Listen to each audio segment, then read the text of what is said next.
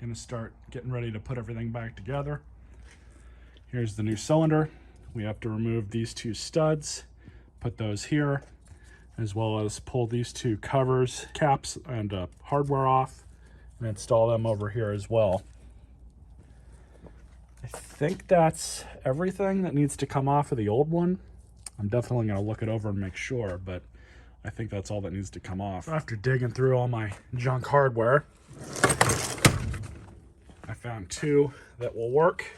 So all you do is just thread one of them on. In this case, it's just gonna be this little one. Then this one will thread on. Don't have to thread it down all the way.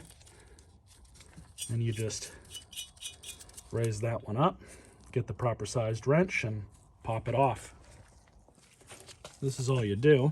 I'm just gonna have my fingers on this one, tighten it up just a little bit.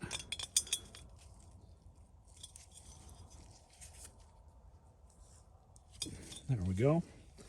That's all you gotta do. But you just pull it off just like that. Installing is pretty much the same process. Just gonna thread it in as much as you can by hand.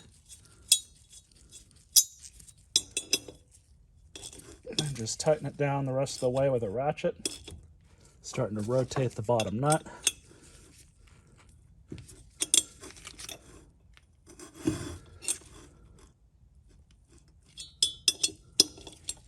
Very simple. Now I just have to do this for the other one. Next step is to remove these two covers. These will have a torque. They are 5mm hex bolts. Goes for nuts too, of course. And they go to 4 foot-pounds, which is 48 inch-pounds. So we're just going to remove these. They're not even on there all that tight, it looks like.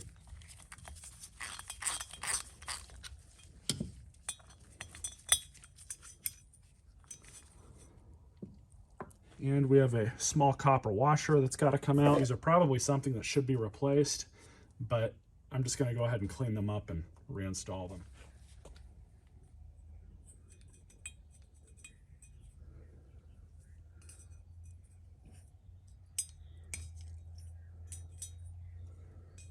So, stick the washer there. Here's my trusty mallet.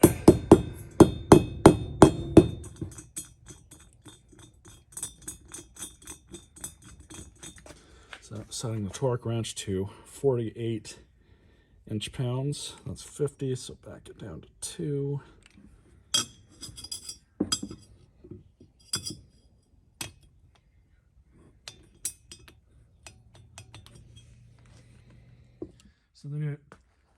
So here's the new cylinder base gasket. So we're gonna have to pull this one off. These two dowel pins you want to make. I'm just going to use a razor blade. Just kind of wedge underneath here. So of course, removing these paper gaskets is never easy when they've been on there a long time. So I stuck a plastic trash bag in there just to prevent any of the shavings from falling in there.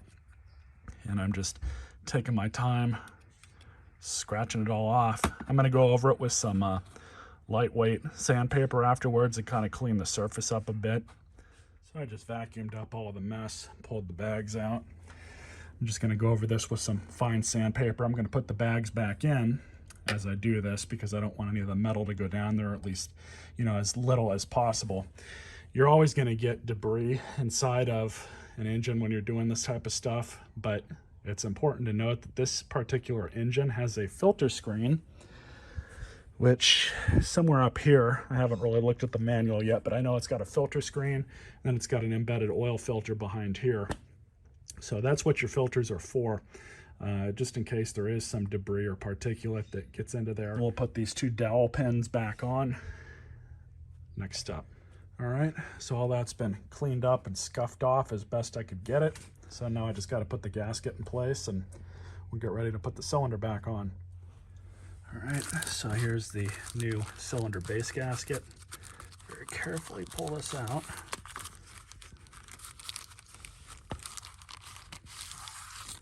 So I'm not sure it matters which way goes which, but the green side on the old one was facing up. So that's how I'm gonna install this one, just like that.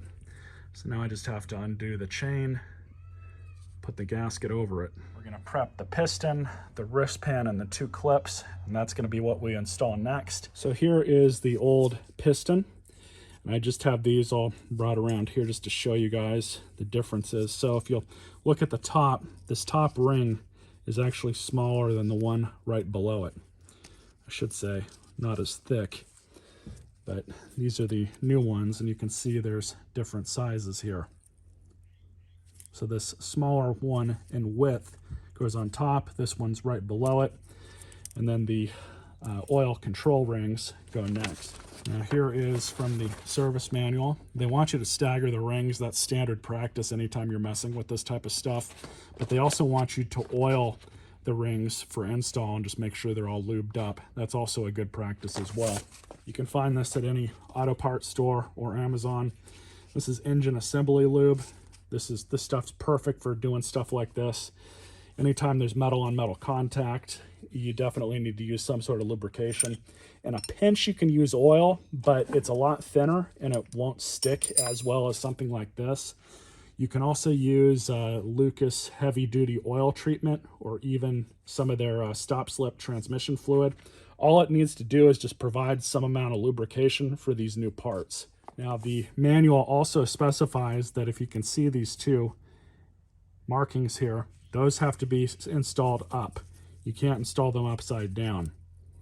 And you can't really see it too well with the naked eye, but sometimes these are chamfered a little bit in a certain way, so that's why they want you to do it. But when you go to install these, what you're gonna do is first lube up the piston.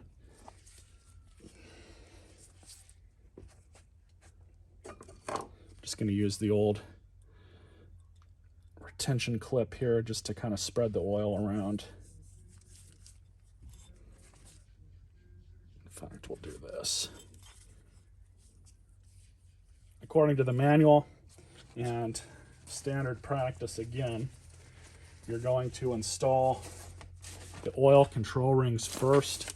These are not marked as per this, but you want to start at the bottom of the piston and work your way up. So the easiest way to do this is to just very slowly, these are very delicate parts, but all you're going to do is just start one side, and then just rotate your fingers around until that seats. You can see right here. So we're going to grab the side rail, which this is the oil control ring. That's what I've always been told these are called. You can see the opening right here. We're going to stagger these.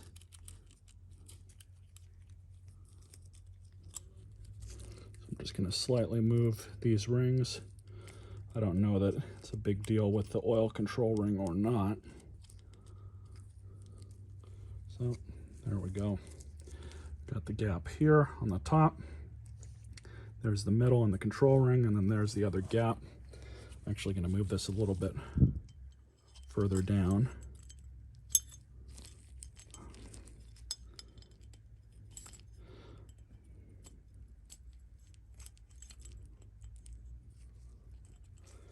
Okay, so there's the opening there.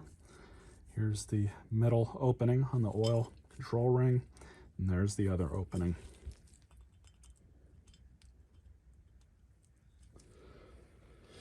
So now the next one is going to be the larger one, and I'll just use the residual oil that's on my fingers already.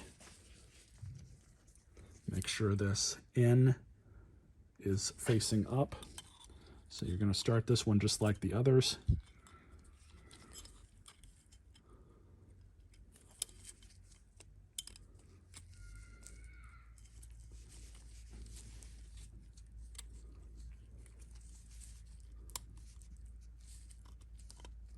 Like I said, just take your time. There is no reason whatsoever to rush this process.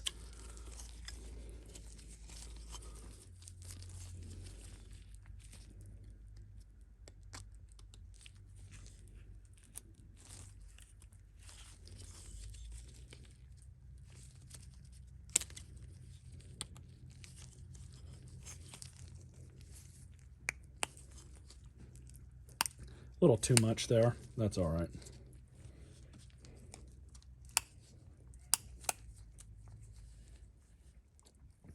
So this one will put the gap on that side of the skirt. And this other one, see if I can clean out some of the grease beforehand.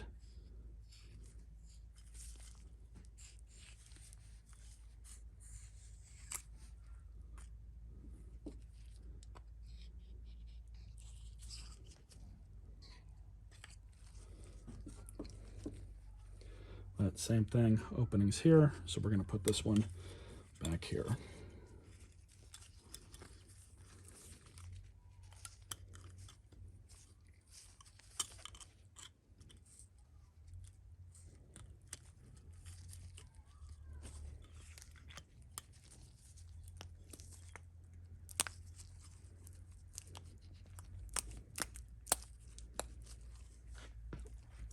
Good enough for me. Let's get it installed on the engine.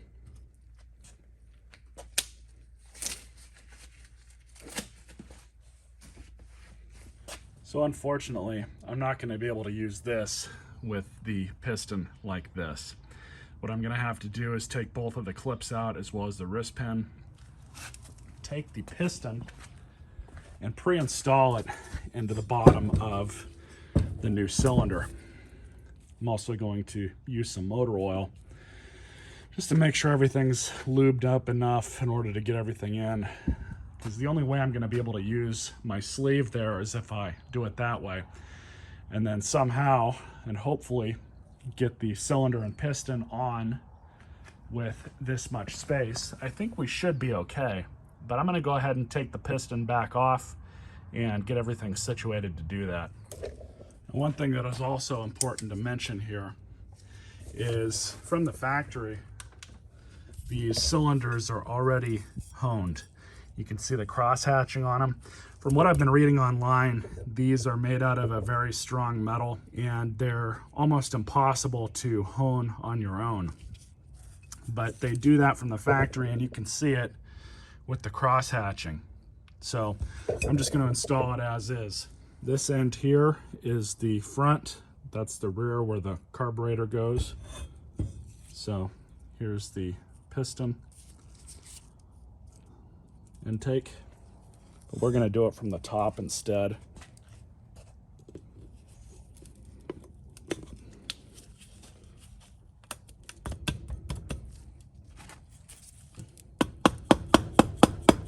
But this is all you do.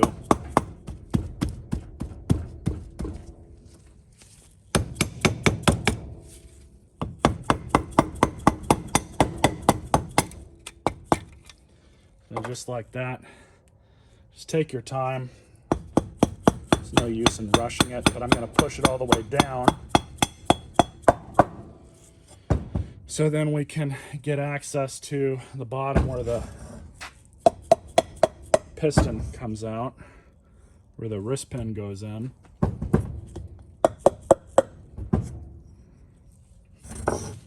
Okay.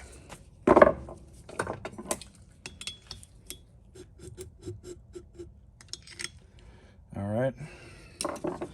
So get a bunch of oil. This is just 30 weight.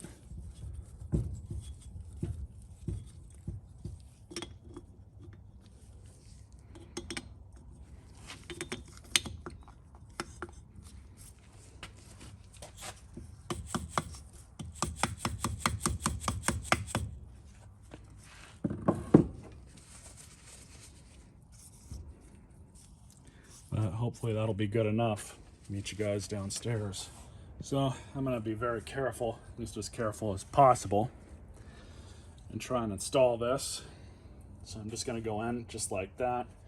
I've got to go around and get the cam chain.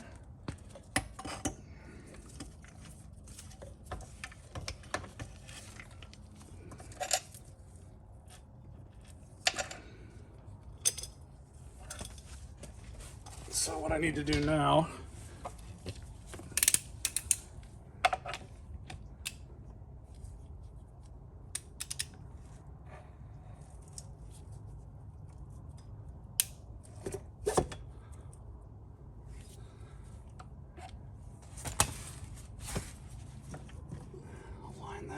the crankcase hole. Now both of the dowel pins are still in on the other side. I don't know how much the camera can see right now.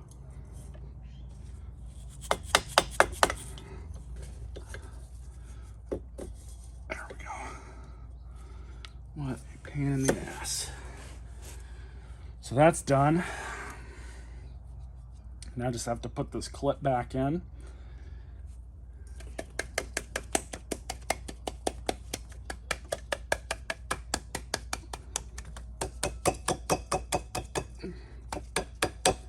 Making sure we're lined up on the dowel pins.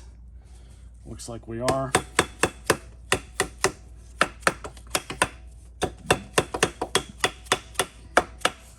All right, so the next step is to put the head bolts in, and the instructions only say to take each bolt and then coat it with oil for ease of installation.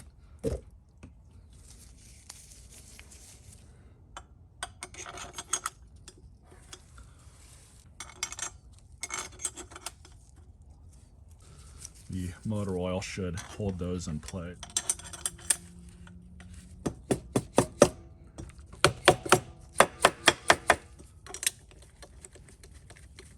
Just a few threads.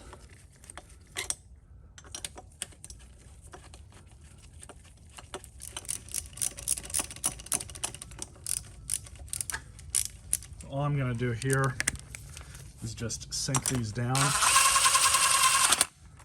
just like this.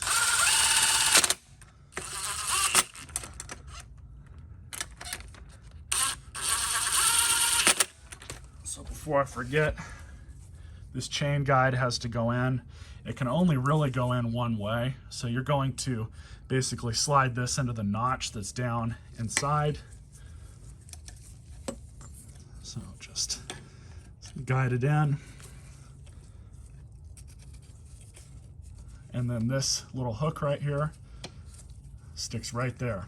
So that's it. That's all you got to do with that. So now I just have to torque down the head bolts. We'll go on to the next step. And so here are the torque values. If you look here, we have cylinder bolt. It's 36 foot-pounds. Then they make an annotation of note number 6, which just says apply oil to the threads and flange surface, which I did. So I'm going to grab my torque wrench, set it to 36 foot-pounds, and then torque all those down. Okay, 36 foot-pounds.